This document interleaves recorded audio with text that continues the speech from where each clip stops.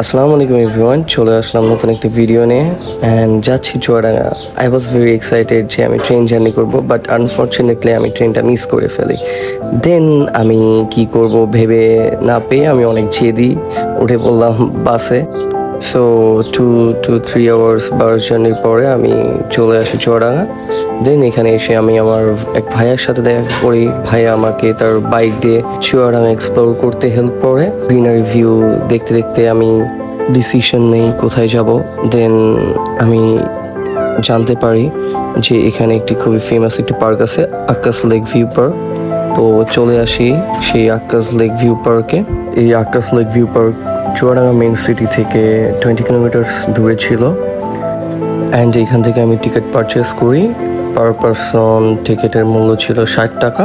দেন আমি ticket show করে ভেতরে প্রবেশ করে আমি সানের দিকে তাকাচ্ছিলাম অ্যান্ড আশেপাশে তাকাচ্ছিলাম যে কোন দিকে যাব।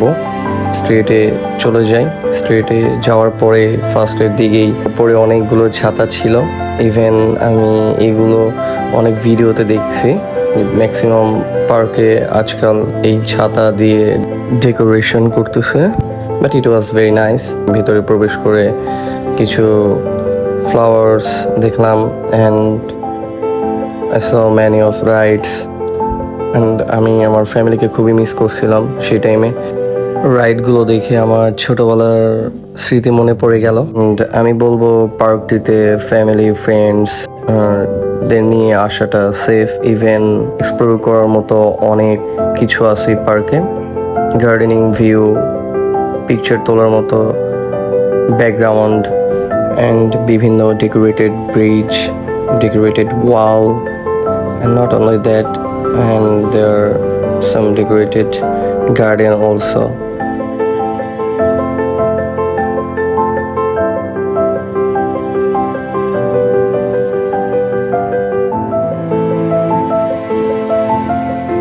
And here I saw some of dolphins. Those are statue, and dolphin গুলো দেখে রিয়েল মনে হচ্ছিল, বাট না, এগুলো ফেক। অ্যান্ড এটা একটা খুবই সুন্দর একটা ভিউ ছিল যেখানে মানুষ পিকচার্স ক্লিক করছিল। অ্যান্ড আমি পাথরের উপরে হেঁটে আমি কিছু ওয়াল ডেকোরেশন দেখলাম অ্যান্ড অ্যামেজিং।